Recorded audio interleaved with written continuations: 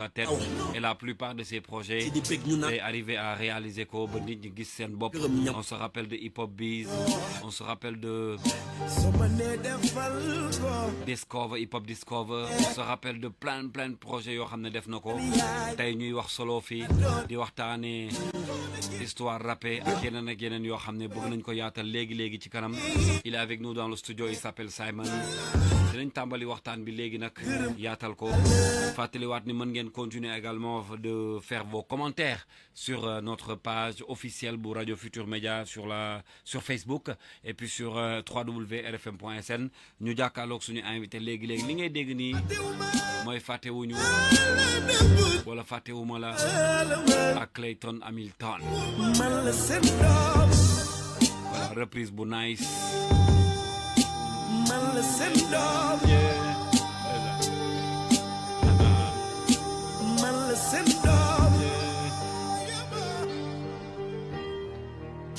waaw mais maa ngi ciy nuyu bu baax également waa Génération Futur Média ñoom ñi ngi ànd ak ñun di ñu bàyyi xel merci beaucoup à Modou. so ma nee defal ko bi lépp baaxee man yaayi yow laa doon gis man bi ma sonde yaa ma doon digal bi ma riiri. Voilà, tout de suite on démarre suñu waxtaan entretien bu yaatu boo xam ne bëgg nañ ko seq ak Mr Simon qui est notre invité. Simon, on a toujours et c'est toujours un plaisir d'ailleurs de te recevoir dans ce studio de RFM ñu fas yéene waxtaanee yu yaatu tey ci émission bi léegi ma bàyyi nga nuyu waa RFM nuyu waa Sénégal parce que déjà yow fii sa kër la. waaw di wax waaleykum salaam di nuyu tamit say auditeurs ñëpp déjà. di nuyu waa kër gi borom kër gi suñu père Youssou di nuyu vraiment directeurs yi tous les techniciens de RFM tous ceux qui nous suivent aussi sur les ondes de 94.0 mais aussi tous ceux qui nous suivent sur les réseaux sociaux di wax asalaamaaleykum everybody jaajëf. Voilà bu ñu waxee Simon dañuy xalaat automatiquement lépp lu jëm ci culture urbaine. Au-delà de casquette artiste bi dugg studio génne ay son tu es très actif. yaa ngi ci ay projets yaa ngi ci ay initiatives yaa ngi accompagner qu'est-ce qui fait aujourd'hui Simon bi mu nekk nii nga xam ne bëggul yam rek en studio di créer ay titres wala di génne ay son est-ce que au début quand tu t'es démarré vraiment ce travail là da nga waxoon ni que bëggoo nekk rek artiste buy téye mic lan moo tax bu ñu la taqalee par exemple ci artiste buy téye mic à chaque fois nañu teg ay projet sa kaw nañ teg ay initiative ci sa kaw lan moo def loolu. peut-être nu ñu découvrir hip hop la parce que ñun dañu jàpp ne hip hop du musique kese mais way of life la c'est une façon d'être. C'est vraiment exprimer. C'est une vie hein c'est ta vie que tu mets sur les chansons c'est ta vie que tu mets sur tous les œuvres c'est un mode de vie comme je dis. Et aujourd'hui, tu te substitues même à beaucoup de causes. Tu es. Moi, je suis un panneau publicitaire. Tu me vois là. Cette casquette que j'ai depuis ce matin, tu vois, c'est Black Afro. C'est une initiative d'un jeune Sénégalais. Ce haut que je porte, c'est fait par Magnon, qui est dans mon quartier que je fréquente. Black Afro, c'est Babs, hein? Babs, exactement, tu vois. Ce haut que je porte, c'est Magnon, c'est un jeune tailleur de la Gueule-Tapée. Le pantalon, c'est un jeune tailleur de la Gueule-Tapée, Médina, Mamcher. Les chaussures, c'est Pipo Gérard, tu vois. Partout où je vais, aux États-Unis, en France, tu me verras avec des chaussures de Bamba Lamotte, avec des chaussures de comment il s'appelle encore, Cheikh Dalle, de Pipo Gérard. Tu me verras avec Bamba Ndiaye, Mbao, des chaussures de Bamba Ndiaye. Tu me verras avec des hauts de Babou, Fass, qui est un jeune tailleur de Fass, le quartier que je fréquente aussi, un autre quartier que je fréquente. Donc, le hip-hop pour moi, c'est ça. C'est aujourd'hui être une voix pour l'artisanat, être une voix pour le savoir-faire local sénégalais, montrer qu'on a des talents, montrer aussi aux Sénégalais qu'aujourd'hui, on peut s'habiller avec tous les styles, avec des artisans sénégalais, des stylistes sénégalais. Et pour moi, c'est une cause bien ramenée. Tu n'as pas besoin de dirigeants, de ministres, de présidents, de députés pour que ça marche. Tu n'en as pas besoin. Parce que si chaque Sénégalais s'habillait ne serait-ce 3 fois ou 4 fois par semaine chez l'artisan de son quartier, il y aurait une plus-value. Khalis Bidaï d'essuie, d'y circuler. Donc tu crées de la valeur.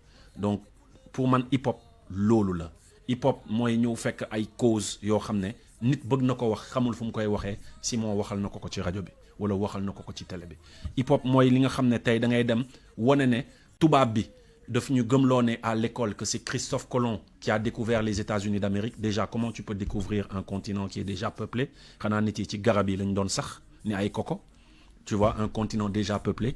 Mais même si tu disais c'est le premier explorateur qui a foulé les États-Unis d'Amérique en 1492, tu fais des recherches en tant qu'Africain, tu vas découvrir que Bakary II, Abou Bakr II, le Mansa du Mali, l'a fait avant lui en 1311. Tu vois, et aujourd'hui, à travers le rap, tu ressors ça. À l'école, on va t'apprendre que c'est Victor Schœlcher en 1848 qui a aboli l'esclavage. Mais pourquoi on ne dit pas qu'avant Victor Schœlcher, en 1776, il y a eu la révolution Torodo ici, au Sénégal, en Afrique, dans ce Fouta, qui a été menée par Thierno Souleymane Baal et Abdelkader Khan, et ils l'ont fait en 1776, bien avant 1848. Pourquoi on ne le dit pas? Nous, on va se substituer au rap et le dire et le faire comprendre à ce public et permettre de réhabiliter une vraie histoire. Et qu'il y a une histoire qui a été blanchie, mais aujourd'hui, on va amener aussi l'histoire black pure, la vraie histoire, bien ramenée. On devrait nous l'enseigner à l'école, mais malheureusement, comme on est financé par la Banque mondiale, la FMI, ces grandes puissances européennes, on préfère apprendre ce qui n'est pas mauvais. Mais depuis quand tu as jugé nécessaire que le hip-hop Galsen a un devoir de jouer ce rôle-là? Parce que c'est ce que le hip-hop a toujours fait. Ce qu'on met en avant dans le hip-hop, c'est les clashs, c'est les insultes. Mais Kals, rappelle-toi au début du hip-hop, tout ce qui est les morceaux HIV, SIDA, tous nos aînés ont fait des textes sur ça. Les sons qui sensibilisaient, quoi. C'était pour sensibiliser. Ouais. Tous nos aînés, au départ, ils ont fait des sons contre l'agression. Les agresseurs, stop agression, etc. Regarde quand il y a une maladie qui rentre au Sénégal. Ebola, Covid-19. Les artistes hip-hopers sont les premiers en avant qui font des chansons de sensibilisation sur ça. Xoolal tey, quand il s'agit de spiritualité, beaucoup de jeunes vont te parler de wird, beaucoup de jeunes vont te parler de Marifatou Billah, de Akhir. Beaucoup de jeunes vont s'intéresser beaucoup plus à respecter les 5 prières, à être beaucoup plus spirituels. Pourquoi? Parce que les hip-hopers très tôt ont fait des morceaux pour sensibiliser sur ça. Affaire bi du julli kese woor joxe asaka mais dem leen en profondeur xam leen lu texte yi di tekki yëg leen seen bopp xam leen seen bopp xam nga faatiye bi ngeen di tari dafa am jëmm dafay dox di wax comme yow ak man lana xam nga est-ce que lan lañ la ciy jàngal c'est un modèle pour rendre les gens meilleurs xam nga donc di ko inculquer ndaw ñi pour ñuy gën a bëgg seen diine pour ñuy gën a gëm yàlla pour ñuy gën a pratiquer les 5 prières pour ñuy gën a di dem église etc. C'est ça le hip-hop ba ci l'engagement politique. Aujourd'hui on a nos aînés en 2000, ils ont participé à sensibiliser. Quand tu penses à des compilations comme Politiciens à l'époque, quand tu penses aux morceaux que nous on faisait au Secours Satché, Politiciens Yang Nurey, aux morceaux de Nyom Gaston, énormément de gens. Aujourd'hui, quand tu viens en 2011-2012, l'avènement de Y'en a marre, c'est ce qui a produit le phénomène que tu vois là, que les jeunes se sont beaucoup plus intéressés à la politique et qui fait qu'on a une nouvelle alternance démocratique, pas militaire comme dans beaucoup de pays. C'est parce que le hip-hop a toujours été en avant. Donc c'est la raison pour laquelle aussi, pour tout ce qui est réhabilitation de l'histoire, et cette histoire qui a été blanchie, parce que les colonisateurs, c'est eux qui nous disent quoi apprendre, c'est eux qui nous mettent les programmes scolaires à l'école. Nous, on va se substituer, venir aussi apporter des leçons dont on ne nous parle pas assez dans nos manuels scolaires ou dont on ne nous a jamais parlé pour permettre aux jeunes, pour permettre aux populations en général de connaître mieux leur histoire. D'accord. Alors Simon, quand tu parles de connaître mieux leur histoire, ça me renvoie directement de ce nouveau concept que vous avez. Damay tëb solo fi parce que solo fi moom dem nañ léegi ba miin ko. Gis naa ne li ngay sol yëpp c'est made in Galsen. Des fois sax ma xaw la panneau publicitaire pour l'artisanat. Mais ce que j'apprécie chez toi mooy li ngay sol yëpp machallah c'est de la bonne qualité. Da ngay gis ne ñaw bi dafa rafet, qualité bi dafa baax et pourtant ñun dañuy foog ni bu ñu bëggee jënd lu baax dañuy dem ci boutique yu mag yi nekk ci àddina bi soit ñu dugg Zara wala H&M wala feneen pour xool ay yére yu rafet alors que nos artisans ñi ngi defar ay qualité yu mel nii nga xam ne moom ngay sol. Revenons un peu sur l'histoire rappée. Déjà en premier qu'est-ce qui t'a inspiré à prendre l'histoire non seulement du Sénégal wala de l'Afrique dugal ko en version rappée. xam nga damay def benn rappel bu ndaw man bi may nekk bac bi may def bac CALS. Allô? Je sais pas si tu m'entends. Non, sama casque moo kii woon waaw. ma ne bi may def bac man xam nga dama mënoon daw jàng. dama turbulent woon man daw jàng. toog na ay 4 mois demuma jàng. ba booy jëluñu loolu. non booy kañ ku def loolu kañ yaa ngi ci yoon bu bon gi. non. buñ ma fay sama bor. Donc man dama xawoon turbulent quoi xawoon rebelle dans les bords. daanu ma woon dem école. mais bi ma defee 4 mois demuma école war a def bac ñëw à la dernier mois yi gars yi di ma jox fascicule yi di ma jox leçon yi may recopier di photocopier pour rattraper. bi may rattraper maa ngi fàttaliku dama jëloon benn Walkman di enregistrer ci benn rajo jël Walkman fële di enregistrer sama voix di réciter leçon yi mais en rappant waaw may réciter leçon yi ci ay instrumental à l'époque je me rappelle ay instrumental Fujis ay affaires yooyu di réciter leçon yi di réciter donc j'avais en permanence le Walkman sama nopp donc noonu laa doon jàppee leçon yi donc loolu mu nekkoon benn idée bu ma amoon bu yàgg. Mais bu moo ñëwee gis ay concept yu mel ni journal rappé bu ñoom xumaan def c'est là où je me suis dit il est temps que ma dekkilaat concept boobu que ma indi tamit l'histoire rappée pour wane ne c'est possible d'apprendre avec le hip-hop et que le hip-hop le rap le slam peut servir de levier à l'éducation donc c'est comme ça que m'est venue l'idée de faire le projet. Alors est-ce que ça a été facile de prendre l'histoire et de rapper parce que xam nga d'habitude bu ñuy wax rap Simon tu sais très bien que da ngay am inspiration. bind ni nga ko xalaatee. il y a des techniques. d'écriture on respecte les normes. moo xam punchline yeeg name dropping yeeg affaire yooyu. est-ce que de prendre l'histoire exactement parce que histoire kenn du ko inventé. da ngay dem jëli li fi xewoon. nga wax ko nit yi. Est-ce que c'était facile de le faire? C'est pas facile. C'est quand même un même procédé aussi que écrire un texte. Parce que qu'est-ce que tu fais? Tu prends un livre, tu le lis. Tu vois? Tu prends un livre, tu le lis. Tu prends des notes. Tu vois? Tu prends des notes de ce qui est intéressant. Tu vois? Pour te donner un exemple, tu vas prendre...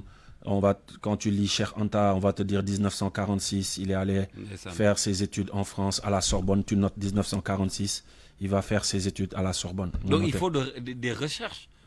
Mais bien sûr. Des nuits blanches de Bari. Ah ouais, tu lis des bouquins. Moi, j'ai lu Nation Nègre et Culture. Ouais. J'ai lu énormément de choses pour mon def ben texte sur Cheikh Anta. Et quand tu lis, tu prends des notes. Maintenant, après avoir pris des notes, tu regardes aussi d'autres liens, Facebook, des mémoires ou des thèses écrites par des étudiants. Là-bas aussi, tu prends des notes que tu rajoutes aux notes qui sont livre. Après, tu fais une synthèse. Maintenant, en faisant la synthèse, tu as bind. Maintenant, boy bind, tu rime. 1946, il embarque pour la France. France, a terminé. 1946, il embarque pour la France, où il s'inscrit à la Sorbonne. Il entame plusieurs licences.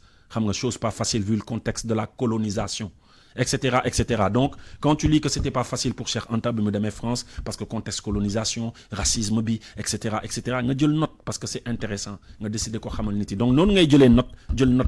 Après note yi nga jël, nga synthétiser ko, nga def ci texte, nga rimer ko. J'imagine que ça prend beaucoup de temps, hein? Un peu, mais quand tu es passionné, moi au début peut-être, mais là quand tu es passionné, en une semaine tu finis des bouquins, tu finis des mémoires, des licences, et après tu les produis en texte. Le texte même en une nuit, tu peux le produire parce qu'après c'est rajouter des rimes, c'est agencé. Que mu bañ a cheminer, doo jël 1954 jiital ko par rapport à 1946 où il est allé à Sorbonne. 1954, il a sorti son bouquin Nation Nègre et Culture. En 1960, il revient vivre au Sénégal. Doo jël 1960 nga jiital ko par rapport à etc., etc. Donc c'est comme ça que tu fais, tu l'agences bien. Maintenant, tu t'appuies aussi sur des gens qui ont plus d'expérience que toi. Moi, je me suis beaucoup appuyé sur des gens comme professeur Massamba Gueye, qui m'a beaucoup aidé à corriger certains textes, à me dire, li, c'est pas avéré, va plus vers cette direction, yok ci li, wàññi ci li, etc., etc.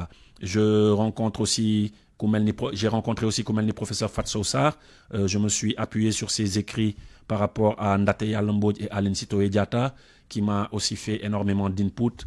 Et il y a aussi un slammer de Podor du nom de Adamassi, Double Cerveau, qui m'a mis en relation aussi avec le professeur Mamadou Wourissal, avec qui je communique sur Facebook, qui m'a envoyé énormément de liens, d'écrits. Est-ce qu'on peut prendre quelques exemples, par exemple par exemple, su ma la waxoon mais da ngay bàyyi waxtaan bi nga wax ak man fii nag. non yow boo wala sa gars yooyu tamit ma wax ak ñoom. man Simon moo fi nekk de xam nga ne man lu ma neex lay def. ay boo xamoon sama gars yi li ñuy liggéey nii. waaye sa gars yi lu ñu xam naa ne ci Facebook bi lañ nekk mais yow dama ne yow focusal dans le monde. sa ñu ngi may bind message nii naan ma waxal Kals mu focus. message boobu laa jot léegi nii Amadou moo ma koy yónnee. te xam nga man lu ma dégg day siw day jëm kaw. gisatuñu léegi. je voulais qu'on dama bëggoon ñu jël benn exemple. Sur ces... Boy, apparemment, on m'écrit que ce que tu racontes là-bas, ça sort sur le micro. Hein. Ça sort. C'est ce qu'on vient de me dire. Mais il n'y a pas de problème. Je suis en train de bosser en même temps. Ça, c'est pas un souci. Alors, par exemple, si on veut un exemple sur Cheikh Anta Diop, par exemple. Je vais te dire que c'est le pharaon du savoir, démolisseur de mythes. Il a su redorer le blason de mes kémites. À 13 ans, il invente un alphabet pouvant transcrire nos langues africaines afin qu'on puisse les enrichir. En 1946, il embarque pour la France, où il s'inscrit à la Sorbonne et entame plusieurs licences. Chose pas facile vu le contexte de la colonisation. Le racisme, la condescendance et autres abominations. En seulement 2 ans, il fait une licence en philosophie, chimie générale, chimie appliquée et des recherches en égyptologie. Se spécialise en chimie nucléaire, physique nucléaire, qu'il étudie dans le laboratoire de Frédéric Curie. En 1954, il publie Nation nègre et culture, essai magistral qui ferme le clapet de toutes ces pourritures, qui narrait l'Afrique en fonction de leurs intérêts. Le soi-disant continent sans histoire, il nous l'a déterré. Djeredjev Cheikh Anta Diop. Souleymane Baal. Souleymane Baal, je vais te dire, c'est le père fondateur de la révolution Torodo, théoricien, guide incontesté du Fouta Toro, tombeur de la dynastie des Nyanké, c'est 250 ans de monarchie ébouillante. Assisté par Abdelkader Khan en 1776, l'héritage de Koli Tengala a connu la braise. Ces derniers régnaient sur le Fouta depuis 1526. Tierno renversa ces dictateurs qui n'en faisaient qu'à leur guise. Il refusa le titre d'Almami qu'il laissa à Abdelkader, mis sur pied un Fouta nouveau, moins amer. Ce fut l'avènement réel d'un changement de régime politique, où la tyrannie a laissé place à des hommes d'éthique. Leurs premiers engagements fut la lutte contre la traite négrière, les inégalités sociales souvent source de misère, l'état de droit, le pouvoir au peuple, de fortes institutions. C'est 13 ans plus tard que la France a connu sa révolution. Détrôner tout dirigeant dont la fortune s'accroît et confisquer l'ensemble de ses biens. Tierno Souleymane Baal. Combattez-le s'il s'entête, choisissez un homme, travailleur, savant et serein. Message de Tierno Souleymane Baal. Veillez à ce que l'imama ne soit pas transformé en une royauté héréditaire. Tierno Souleymane Baal, où seuls les descendants ont la légitimité de succéder à leur père. Message de Tierno Souleymane Baal. Ça se voit que tu as fait beaucoup de recherches. Tellement concentré sur ton sujet comme on a l'habitude de le dire pour mën ñu jox li ñu soxla nii ce projet est un nouveau projet boo xam ne àddina bi commencé nañ ko jël di ko adopté d'habitude li école lañ ko doon dégg wala surtout ci ay professeurs ñu koy defal mais tu l'as transformé en version hip-hop sur ce également dama am le plaisir de partager waxtaan bi ak benn kilifa boo xam ne mi ngi ak ñun ci téléphone bi en direct ak ñun ci RFM professeur Massamba ñu ngi lay nuyu.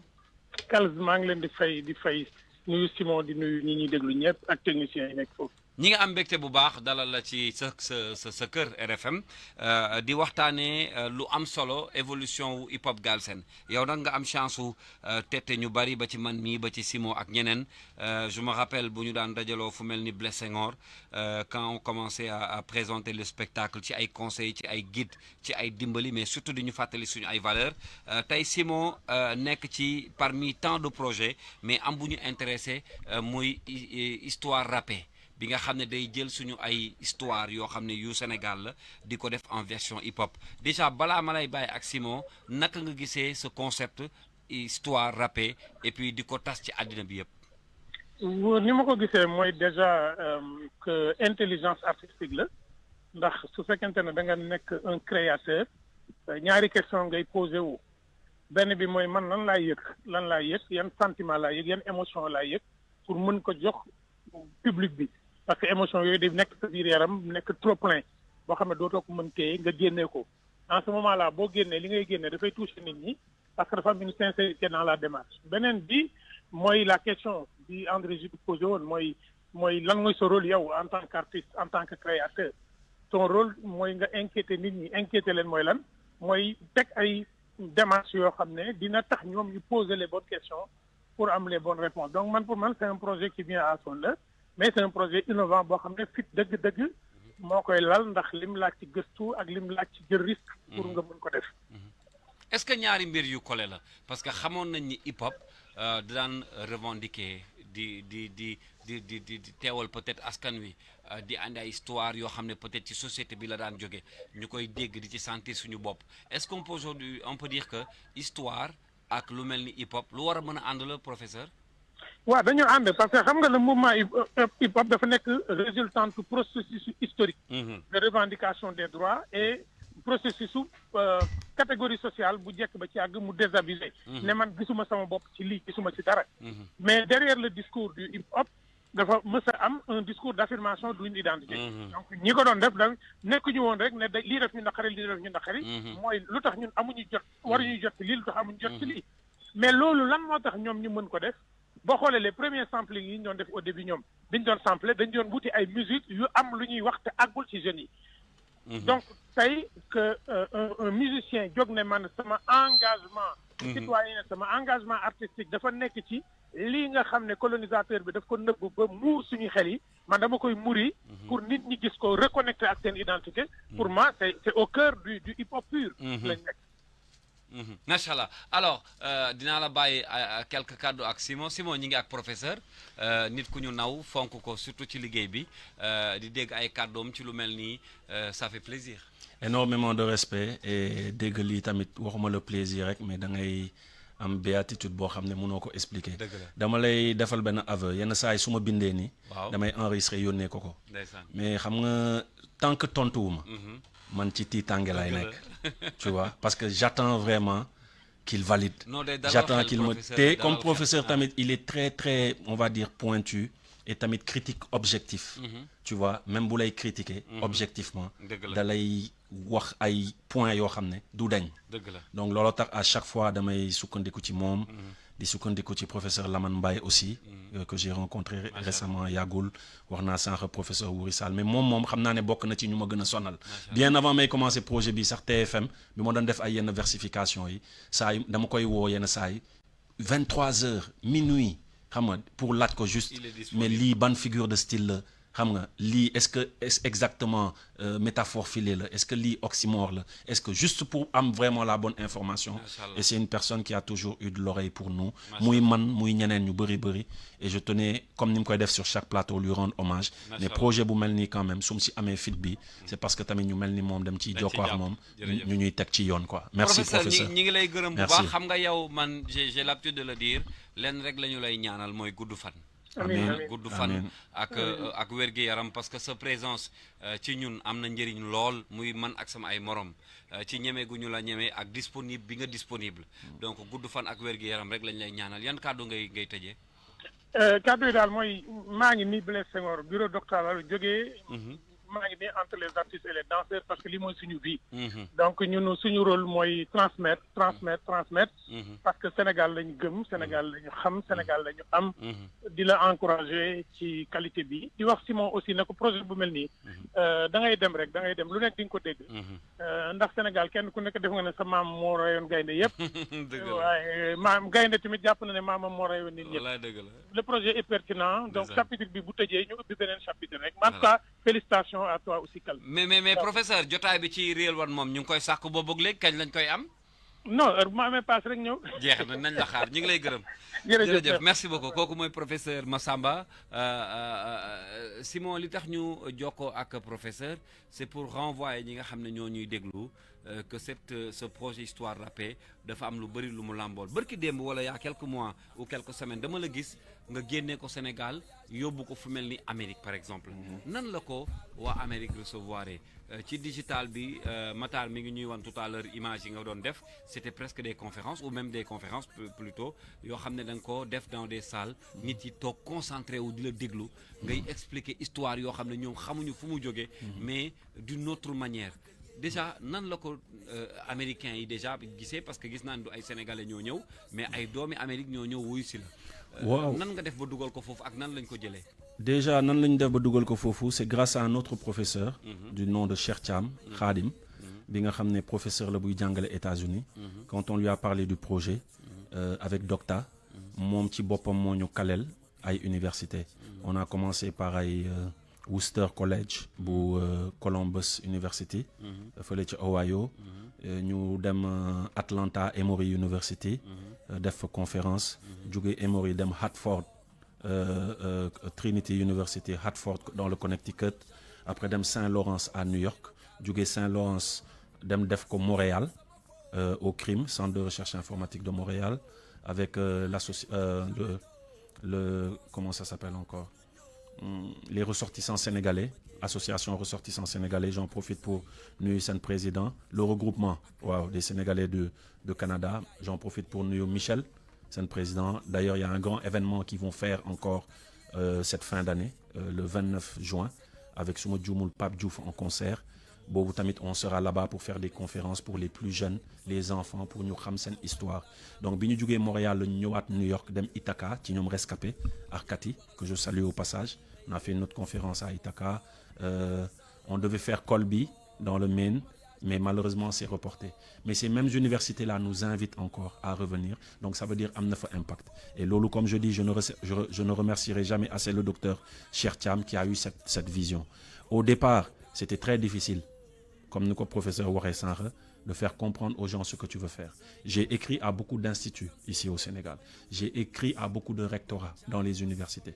pour leur parler du projet et dire que j'aimerais faire des conférences dans certaines universités mais malheureusement c'est pas et pour revenir sur l'accueil c'est-à-dire que pour la première fois lan moo nekkoon seen ay impression bon seen impression ñenn ñi nga xam ne ils ont été honnêtes ils m'ont dit Simon ak casquette Y'en a marre bi du ànd parce que gars dañuy foog ne da ngay ñëw fii pour clash ay Macky Sall ay affaires yooyu donc ils sont pas allés en profondeur le seul encore une fois qui m'a prêté oreille et genre dama wax ak moom lundi mu ne ma tu commences mercredi mooy Moustapha Guirassy bu IAM moom it j'arrêterai jamais de le remercier Moustapha Guirassy qui a eu cette ouverture d'esprit et de comprendre que ne lii ça peut aller loin il m'a même donné des conseils pour me créer académie créer propre école pour jàngale autrement parce que les canaux classiques de l'éducation elles sont révolus te xoolal tey li yàlla di def moom la ñu dénk ministère de l'éducation nationale au Sénégal donc pour dire que ne y a d'énormes perspectives démb rek mu may yónnee message di ma wax il faut que ñu gisee parce que war nañu xool naka la ñuy def de telle sorte parce que du américain parce que malheureusement américains yi ñoo gis affaire bi à travers Cheikh Thiam ñu commencé ñu caler mais est-ce que du canadiens ñoo ko gën a adopté les américains par exemple ñoo ko gën a parce que foofu moo ëpp fu ñu ko def fii à part Moustapha Guirassy il faut que me remercier tamit Amadou Gallo Fall de Thiès un professeur un ancien rappeur old school son nom de rappeur c'était Damel suma juumul Amadou Gallo Fall qui est professeur à l'ICEP de Thiès moom tamit dafa ma indil étudiant am yi fii donc ñu découvrir concept bi et on est retourné à Thiès on l'a fait à l'ICEP de Thiès je tenais aussi à signaler ça. Il y a quelqu'un qui me pose une question ne ma est-ce qu'aujourd'hui Simon mi ngi xalaat par exemple li muy def nii keneen reprendre ko parce que c'est ton idée c'est bon c'est ay idée la yow yaa ko teg mais est-ce que puis par exemple su ko beneen rappeur tegee wala beneen ku bees par exemple un élève wala keneen jóg teg ko ça te dérange pas est-ce que ça yéene mooy ku nekk non ça me dérange pas tant que on donne la bonne information tant qu'on transmet la belle nee naa la on va créer une académie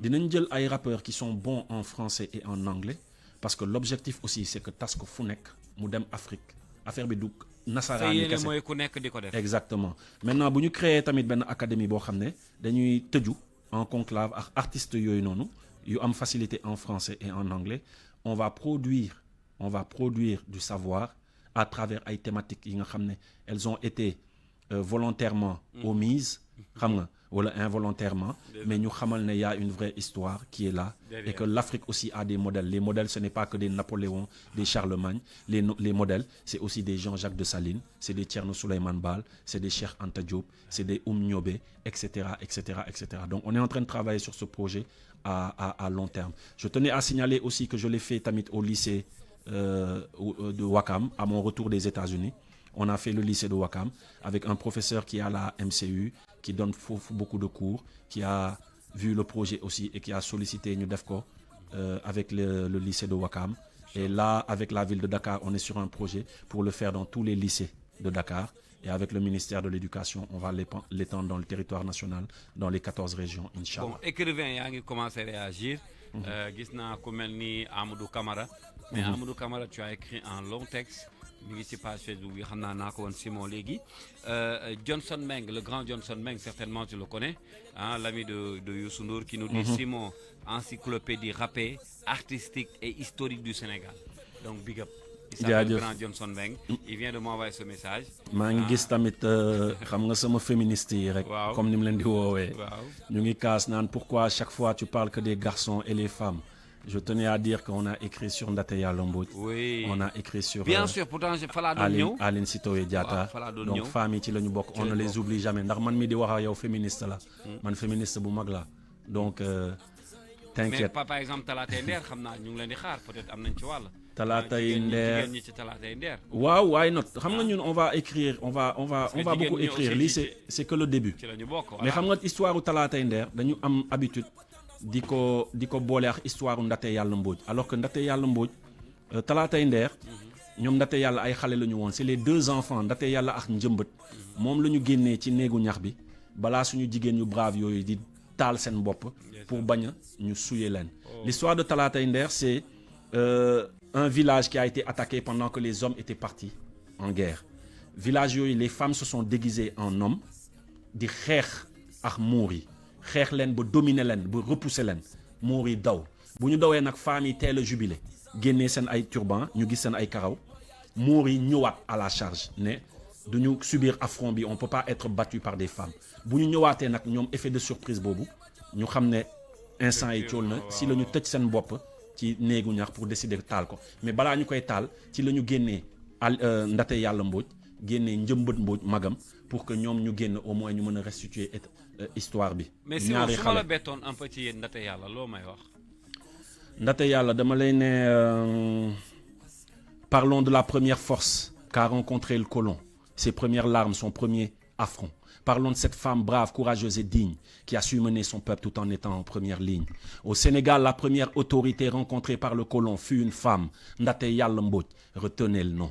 Faidherbe n'en revenait pas de voir une dame à la tête de tous ces tchèdos en dread exécutant ses requêtes. Son règne débuta en octobre 1846. Elle exerça le pouvoir tel un braque, s'appropriant tous les titres. Un chef d'État, une résistante, une vraie nationaliste, guerrière insoumise, mais aussi mère éducatrice, Ndaté Yalla Mbodj. Oh là là. Alors ça c'est du travail il faut le faire je pense que maa ngi jot ay messages yu bëri ci page Facebook bi ah Pape Sarr qui nous passe moom ay drapeaux yu bëri la lay may parce que nee na dafa kontaan ci yow Ndeye Soxna Ndiaye nee na bon vent à toi donc ñu ngi leen di bëggee bu baax a baax merci beaucoup à Abdo et aux autres ah Malang Sonko ah nee na nice vraiment comme idée jot naa yeneen message Pauline Bassène ah nee na salut Simon reviens-nous avec ta jolie voix tu nous manques beaucoup depuis Ziguinchor mi ngi ne la ci ginnaaw donc ñu ngi koy béggee bu baax a baax Pauline Bassène nee na namm nañ voice bi voilà non ñu ngi ñëw ñu ngi waajal parce que lii nii yëpp may def nii rap yi nii yëpp ça va sortir sous le format d'un rap de rap et sous le format de recueil. D'accord. On prépare un livre, un recueil. Il y aura une application aussi où tu vas voir comment on a fait pour mettre sur pied tous ces textes de rap. Super. Les textes de rap y seront aussi, mais il y aura aussi d'autres annexes pour permettre à des gens, parce qu'on ne peut pas tout mettre dans une chanson. Effectivement. Nous, on traite juste un aspect, une partie, et on ouvre la brèche pour que nit yi am curiosité. Super. Dem wuti. Alors, Djibril Sow qui apprécie la partie de Thierno Amadou Bal. De Thierno Souleymane Bal. Thierno Souleymane plutôt. nee na mi ngi apprécier partie boobu Amadou Ba fait partie des petits non d'accord nee na Amadou Ba fait partie des petits-fils bon si bon loolu dina ko gëstu en tout cas ñoom ñëpp ñi ngi yónnee ay messages ci page Facebook gi di apprécier alors Simon li ma dese ci waxtu bëriwul dama bëgg a profiter un peu parce que mënoo fi toog teew ba jóg loolu su ma ko deful dinañ dal sama kaw pour te poser un peu des questions d'actualité naka Sénégal. Au Sénégal, pour l'instant, il y a un nouveau régime qui est là, à qui on souhaite vraiment une réussite totale, bon vent. Donc, actuellement, de fait tel pour def ay jugement hâtif. Donc, les gens attendent et on voit quand même de bons profils et de belles choses. Parce que t'as quelqu'un comme Dr Abdourahmane Diouf, quand même, qui est à l'éducation supérieure, tout ce qui est innovation. Quelqu'un comme Monsieur le ministre Moustapha... Guirassi, Moustapha Guirassi. Sa xel dal na. xel dal na maintenant dama am juste benn bémol mais bémol bi mooy j'attends de voir parce que xaw ma ñoom tamit fu ñu jëm mooy la culture bi ñu jël boole ko ak sport boole ko ak jeunesse parce que culture diis na diisaay boo xam ne nga boole ko ak yeneen ñaari ministères yu diis tu risques de sacrifier la culture au détriment de la jeunesse parce que la demande d'emploi. Lu tax xalaatuñu la même chose ci sport bi wala ci jeunesse bi nga xalaat ko ci culture bi. parce que dañu jiital sport teg ci jeunesse. culture doog a ñëw en dernier lieu. et culture du lu ndaw parce que ñenn ñi bu ñu bëggee jàppee culture affaire de Mumbai affaire de foo la boo dégloo histoire rappée wala nga déglu journal rappé wala nga dégg ay textes yenn kàngam yi ci hip hop bi ak ci yeneen musique yi sax di nga xam ne du caaxaan culture du musique kese. damay gis tey ci ay seen déclaration de politique générale cinéma bi feeñul fenn tu vois alors que cinéma tey tendon d'Achille ci culture Sénégal parce que mu ngi yóbbu turu Sénégal fu nekk à travers séries télé yi à travers yenn prix yi nga xam ne gars yi gagné nañ ko ay Cannes ay festival de Cannes ay un peu partout donc on oublie quand même ce secteur c'est je sais pas est-ce que tu es en contact avec ces nouveaux, on peut dire, acteurs? J'en connais beaucoup, mais malheureusement, le ministère de la Culture rencontre l'autre duñ ci teel parce qu'il y a beaucoup d'artistes qui sont dans la culture, beaucoup d'acteurs qui sont dans la culture. Mais est-ce que tamit ñu war a wax? Loolu laay wax looloo tax déggoo li ma wax dama ne. bémol laa am waaw toog di xaar peut-être ñoom am nañu nuñ ko agencé ak nu ñu bëgg a relancer culture mais li ma bëgg a wax rek mooy il faut que ñu bàyyi xel ne culture du caaxaan. culture du nu ko ñenn ñi di defee ñu bëgg ko généraliser. Il y a des gens qui amènent partout. Tu prends des gens comme Khalidou Kassé. Fu nekk la ñuy yóbbu turu Sénégal ci seen ay exposition. Il y a des peintres xoolal dem si yàlla si doute. fu ne ay empereurs yi nekkoon ay Japon ay pays Scandinavie ay fu ne la ñuy yóbbu turu Sénégal. On ne parle pas de borom kër gi xoolal Youssou Ndour tu vois.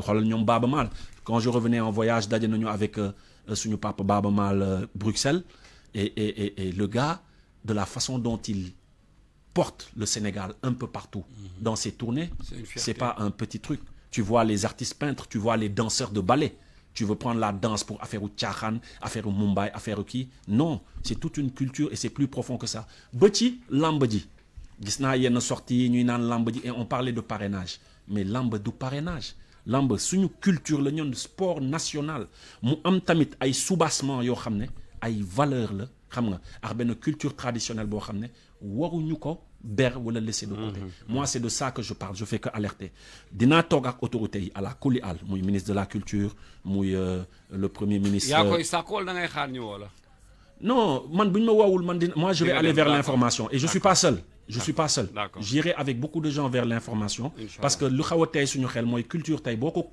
couplé woon sax artisanat dinañu mën a wax mais tey sport dafa 10 jeunesse 10 culture 10 ay koy duñu bokk pour ñun ñett yooyu xajul ci benn ministère mooy sama xalaat je peux me tromper nag peut-être que ñoom am na nuñ ko agencé ak nuñ ko bëgg a defee su fekkee ne nag nuñ ko defee nuñ ko agencé et c'est clair précis mais am na loo xam ne dafa commencé tey xel et il faut que ñu teel ci wax looloo tax ñu ciy wax nii parce que domaine bi ñu nekk c'est des pères de famille c'est des directeurs d'entreprise c'est des représentants du Sénégal là où les acteurs culturels amènent le nom du Sénégal amul benn secteur au Sénégal bu ko fay yóbbu donc il faut juste ñu bàyyi ci xel c'est clair alors Ibou Taïr nee na bul fàtte sa histoire yow nee na moom mi ngi nañ ci page Facebook nee na yow 23 juin bi muy toog TFM la lay fàttaliku ba tey tëb na léegi nii xanaa ma wàcce waat ko nee na bul fàtte yow booy bindi sa histoire nga boole mi ngi nii nee na moom voilà 23 juin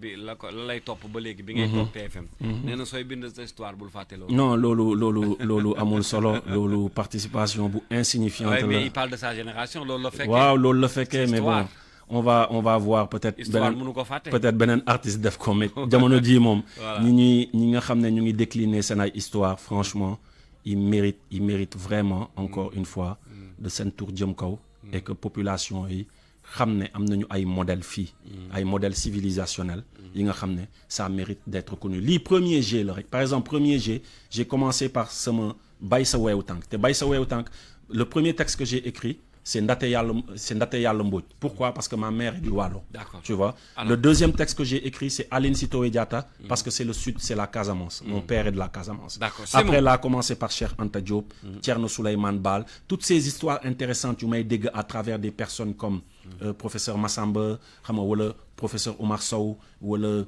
Ben Fat Sow Sarr, etc. Mom l'a dit après de combiner. Pour réussir. J'ai parlé aussi du cours Kang Fouga à la charte du Mandé.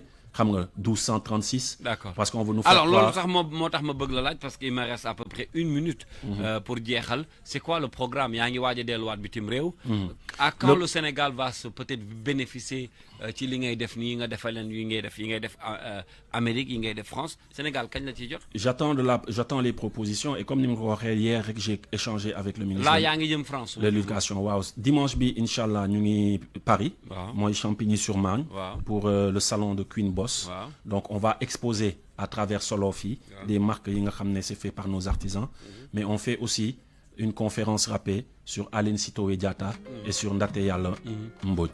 Bu ñu paré le 12 le 18 ñu ngi Bruxelles ak Advisor ben festival bu tuddu African Culture Festival. Donc fofu tamit on va faire des textes sur l'histoire rappée. On va parler de Thierno Souleymane Baal parce que la communauté alpulaar quand même sera en force là-bas. Et parler du Kourou Kang Fouga à la charte du Mandé. On termine le 25 mai, Inch'Allah, à Genève, en Suisse. Il y aura le 24, déjà, le 24 mai, on va faire le gingembre littéraire en Suisse. Et le 25, on fait la première partie de Khalam 2. Au niveau de Genève. Après, nous sommes au Sénégal. Nous sommes au Sénégal, nous sommes Montréal. Pour faire Sandaga à Montréal et tamit fêter le mois du Sénégal avec le regroupement sénégalais. Merci. Donc bu ñu paré ci ñooñu ci lañu ñëw Sénégal focus ci album bi génné album bi bala décembre sénégalais yi mëna découvrir livre bi ak album bi inchallah. Merci beaucoup Simon. Merci Carl, je te remercie pour ton invitation. Le mot de la fin encore une fois c'est Sénégal jàmm nañu liggéey na ku nekk ci lu mu nekk def ci fulla def ci fayda fexé ba jëmmal lo xamné tay day wër aduna. Si tu me le permets aussi, il y a un projet important qu'on aimerait faire à Gorée. On est en train de chercher à rencontrer le maire Augustin Senghor parce qu'il y a une dame qui s'appelle Cathy, tu vois, Carriot, qui est la cofondatrice de Muntu, comme elle le dit, et elle veut créer la maison du retour. La maison du retour parce qu'on a la porte aller sans retour.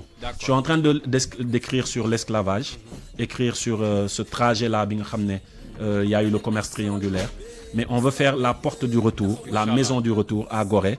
Et c'est un grand projet pour les Sénégalais et nous aussi. Merci Simon. Merci Carl. Merci. Mariage des couleurs jamais tort. Consommer local, mais l'union.